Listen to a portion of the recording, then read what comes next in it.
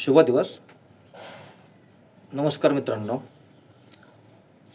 आज मी माझ्या कानमंत्रा या चॅनलमध्ये सर्वांचे स्वागत करतो.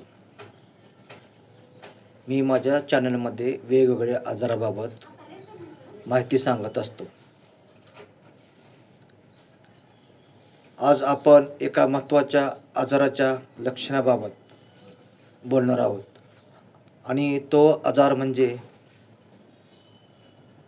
याला आजार म्हणता येणार नाही, पण रक्तातील पेशीची लक्षणे या विषयावर चर्चा करणार आहे.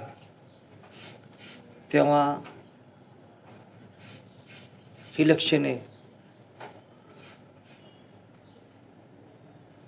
कमी झाल्यास, रक्तातील पांढऱ्या पेशी कमी झाल्यास कोणती लक्षणे दिसतात यावर सविस्तर मार्गदर्शन करणार आहे.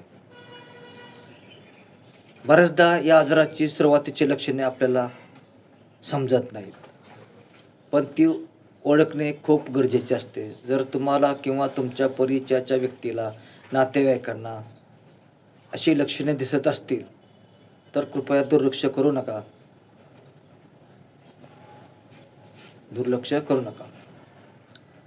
धावपळीच्या जीवनामध्ये आपण आपल्या तब्येतीकडे दुर्लक्ष करतो बा. आपल्या तब्येतीकडे आपण लक्ष देत नाही आणि मग सामान्य दिसणारं हे लक्षण मोठ्या आजाराचं गंभीर असं स्वरूप धारण करतं. त्यामुळे वेळीच काळजी घ्या. तेव्हा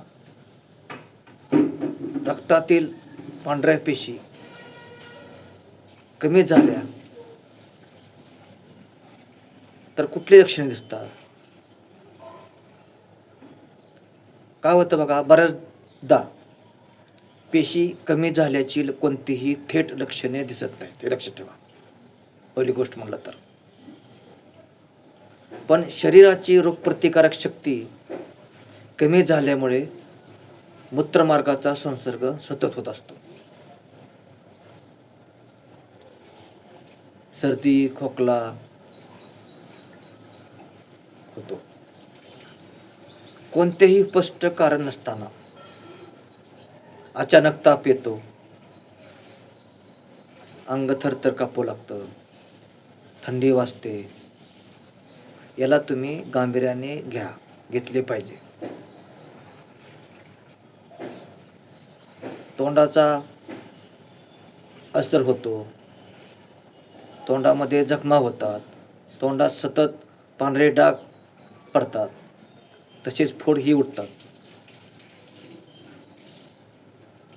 घशात सतत वेदना आणि जळजळ जाणवते. ही काही लक्षणे असतात. शरीरात सतत अशक्तपणा जाणवतो आणि कमालीचा थकवा येतो. एवढंच नाही तर शरीरावर झालेली कोणतीही जखम बरी होत नाही. जखम बरी होते पण फार उशीर लागतो बघा. तुम्हाला किंवा तुमच्या ओळखीच्या व्यक्तीला किंवा नातेवाईकांना अशी काही लक्षणे जाणवत असतील, दिसत असतील किंवा असा काय त्रास होत असेल तर कृपया हा व्हिडिओ त्यांना शेअर करा.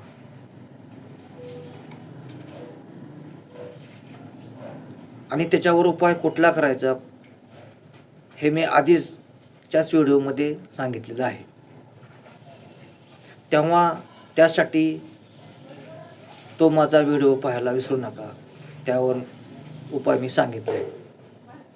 यासाठी फक्त तुम्ही जर नवीन असाल तर चॅनलला सबस्क्राईब करा आणि पुढील नवीन विषयाचा व्हिडिओ पाहण्यासाठी बेल आयकॉनला टच करा.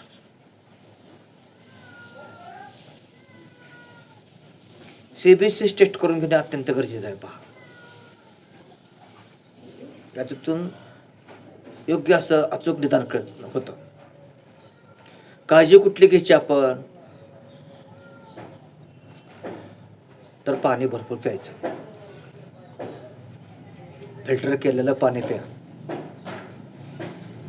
आणि रोज संध्याकाळी 4 ते 5 बदाम संध्याकाळी भिजू घालायचे आणि सकाळी उपाशीपोटी ते बारीक चावून खायचे.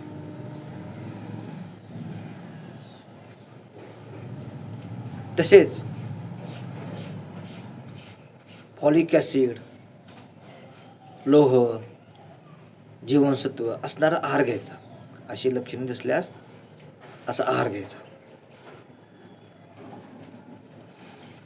पालकाचे सूप प्यायला विसरू नका. पालकाचे सूप प्यायला विसरू नका. सकाळ संध्याकाळ पालकाचे सूप प्या. पालक उपलब्ध नसेल तर दही प्या. दही उपलब्ध नसेल तर संत्री आणि मोसंबी खा. संत्री आणि मोसंबी खा. यानं जर तुम्हाला अशी लक्षणे दिसली तर यापैकी कोणतंही बदाम भिजवून खा. नसेल तर पालकाचे सूप प्या. ते पालक नसेल तर दही प्या. आणि दही नसेल उपलब्ध तर मोसंबी आणि नारंगी, मोसंबी आणि संत्री प्यायला विसरू नका. तेव्हा हा व्हिडिओ आपल्याला आवडला असेल अशी अपेक्षा व्यक्त करतो. आणि हा व्हिडिओ तुम्ही आपल्या जवळच्या व्यक्तीला, नातेवाईकांना शेअर करा. तेव्हा पूर्ण विराम घेतो. धन्यवाद.